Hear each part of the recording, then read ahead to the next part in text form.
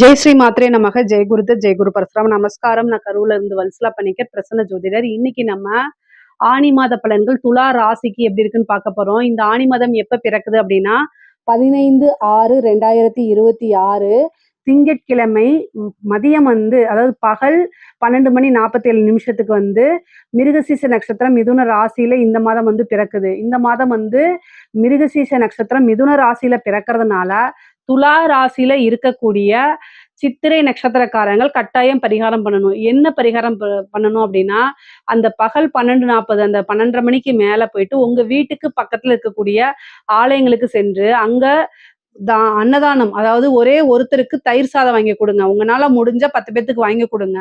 இல்லைன்னா ஒருத்தருக்கு வாங்கி கொடுங்க. குடிக்கிறதுக்கு ஜலம் கொடுங்க. இதனால என்னன்னா, ஒரு வருடம் முழுவதுமே உங்களுக்கு பண பிரச்சனைங்கிறது வராது, பண கஷ்டம்ங்கிறது வராது. அதே மாதிரி நீங்க விரும்பின காரியம் நிறைவேறும்.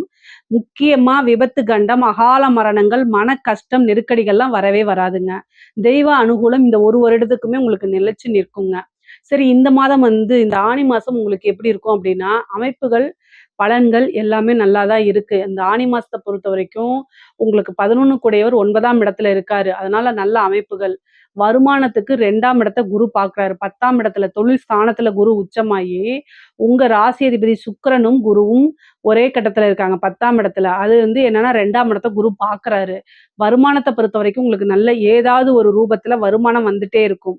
தடை இருக்காது. ஆனா வரக்கூடிய வருமானம் எங்க போகுதுன்னு தான் உங்களுக்கு தெரியாது. இங்க தானடா வருமானம் வந்துச்சு, இங்க தானே வச்சிருந்தேன், எங்க போச்சு அப்படின்னு நினைப்பீங்க. அந்த அளவுக்கு விரயமும் இருக்கு. ஏன்னா உங்களுக்கு 12 குடைய புதன் உங்களுடைய ராசிக்கு 9 குடையவரும் 12 குடையவரும் ஒருவர் தான். அவர் 11ஆம் அதிபதி கூட சேர்றாரு. அப்புறம் 10ஆம் இடத்துக்கும் வர்றாரு. விரயம் அப்படிங்கிறது இந்த மாசம் தலைக்கு மேல போகும்.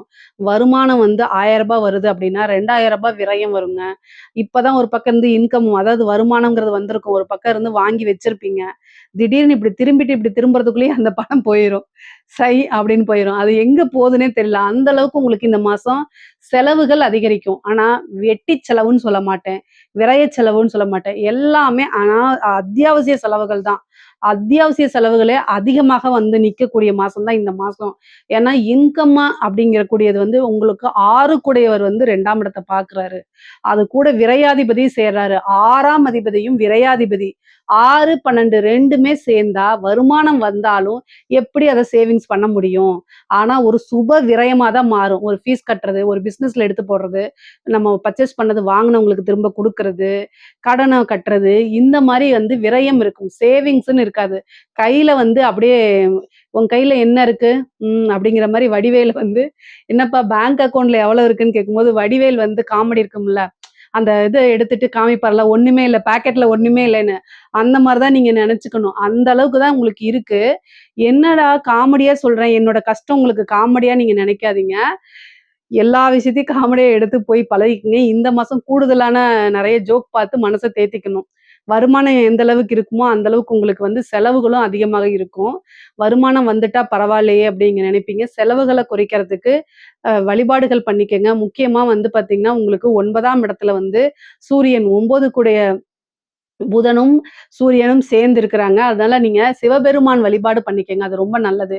வெட்டி வேர் இருக்கு பாத்தீங்களா, அதை கொண்டு போய் கொடுத்துட்டு ஒரு பன்னீர் வாங்கி கொடுத்துட்டு சிவபெருமான வழிபாடு பண்ணும்போது உங்களுக்கு வருமானம் வரும். அதே நேரத்துல செலவுகள் கம்மி பண்ணப்படும். அதே மாதிரி ஏதாவது ஒரு ரூபத்துல உங்களுக்கு சேவிங்ஸ் அப்படிங்கிறது கிடைக்கும். அதாவது ரொட்டேஷனுக்காவது எல்லா விஷயத்தையும் சமாளிக்கக்கூடிய தன்மை வரும். தெய்வ பலம் இருந்துச்சுன்னா கிரக பலத்தை மிஞ்சினது தான் தெய்வ பலம். அப்ப தெய்வ பலம் நமக்கு இருந்துச்சு அப்படின்னா எல்லா விஷயத்தையும் ஈஸியா ஹேண்டில் பண்ண முடியுங்க.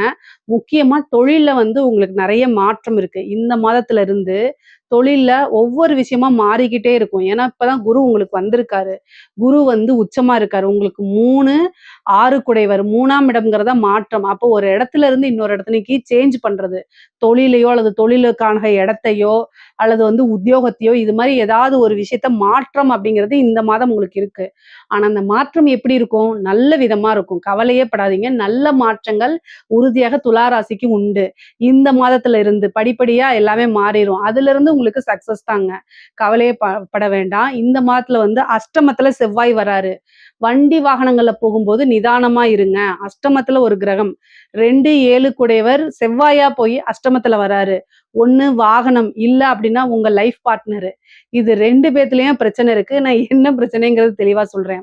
உங்களுக்கு வீட்ல ஒரு விஷயத்த சமாளிக்க முடியாம ஆல்ரெடி ப்ராப்ளம் இருந்தாலும், வெளியில சாரி உங்களுக்கு வெளியில வந்து பார்த்தீங்கன்னா, பிசினஸ் ரீதியாவோ அல்லது வந்து உங்களோட உத்தியோக ரீதியாவோ கொஞ்சம் பிரஷர் நெருக்கடிகள் அதிகமாக இருக்கும். பணிச்சுமைங்கிறது அதிகமா இருக்கும். அப்பாடா! அப்படின்ட்டு வந்து வீட்ல உட்கார்ந்தீங்க அப்படின்னா, 2, 7 கூடையவர் யாரு? செவ்வாய். அவரு போய் அஷ்டமத்துல. அப்பதான் வந்து ஒரு விஷயத்த சொல்லுவாங்க. அப்ப தேவையில்லாத சண்டை வரும். அது ஆணாக இருந்தாலும் சரி, பெண்ணாக இருந்தாலும் சரி, கணவனாக இருந்தாலும் சரி, மனைவியாக இருந்தாலும் சரி, இது வந்தே தீரும் இந்த மாசம்.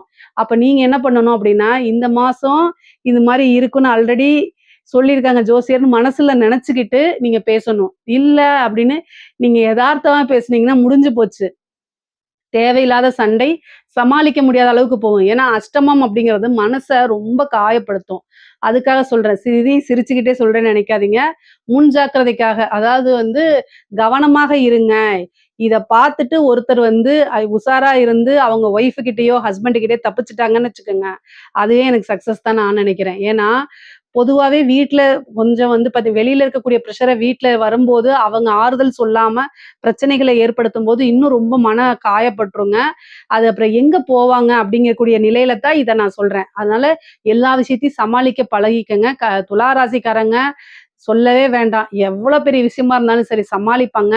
அதே மாரி வந்து யாரா இருந்தாலும் சரி, உடனே இவங்க இப்படிதான் அப்படின்னு ஒரு ஜட்ஜ்மென்ட்டுக்கும் வந்துருவீங்க. அந்த மாரி தான் துலா ராசிக்காரங்க. ஆனா என்ன அப்படின்னா, உங்களுக்கு குருபலம் நல்லா இருக்கு. தொழில் ஸ்தானத்துக்கும் சரி, குடும்பஸ்தானத்துக்கும் சரி, உத்தியோகஸ்தானத்துக்கும் சரி, எல்லாத்துக்குமே வந்து குருபலம் இருக்கனால, பிரச்சனைகள்லாம் கைமீறி போகாது. எல்லாத்தையும் சமாளிக்கக்கூடிய தன்மை இருந்துரும். அதே மாரி நீங்க நல்லா பதில் சொல்லுவீங்க. ஒரு விஷயத்த வந்து உங்ககிட்ட ஒப்படைச்சோம் அப்படின்னா, அத பெர்ஃபெக்ட்டா செஞ்சு குடுக்கக்கூடிய நபர் தான். ஸோ, அதனால கவலைகள்லாம் வேண்டாம். உங்களைய வந்து கேள்வி கேட்கிறவங்க, உங்களுடைய நாலேட்ஜ், உங்களோட திறமைகள் எல்லாமே அவங்களுக்கு தெரிஞ்சு தான் உங்கள கேள்வி கேட்கறாங்க. அதனால நீங்க மனசுல கஷ்டப்படுத்திக்க வேண்டாம்.